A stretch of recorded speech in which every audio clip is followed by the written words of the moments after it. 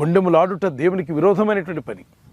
లేని వార్తను పుట్టించడం వల్ల, అంటే వాళ్ళు అనని మాట అన్నట్టు, చేయని పని చేసినట్టు, చూడండి వారు చూసినట్టు, ఇక ఇలా లేనటువంటి వాటిని వాళ్ళ ఊహాగానాల్లో ఉండి పుట్టించిన మాటలు తీసుకొచ్చి ఎవరి మీద పడితే వాళ్ళ మీద విసిరేస్తూ ఇతరుల్లో సాక్ష్యం పాడు చేద్దామని ప్రయత్నించే వాళ్ళు చాలామంది సమాజంలో పెరిగిపోయారు. అందులో ఒకటే ఈరోజు మనం చూస్తున్నాం. సహోదరు జాన్ వెస్లీ, సహోదరి బ్లెస్సీ వెస్లీ పైన అనవసరంగా అలిగేషన్ చేసి ఎలాంటి ఆధారం లేకుండా, నిజ నిర్ధారణ లేకుండా వారిని అవమానపరుస్తూ పోస్టులు పెట్టడం అనేది ఎంత క్రూరమైన పని. అక్కడక్కడ మానసిక రోగుల గురించి విన్నాం, కానీ ఈ రోజుల్లో మానసిక రోగం ఇంత ఘోరంగా కూడా మారిపోయిందా?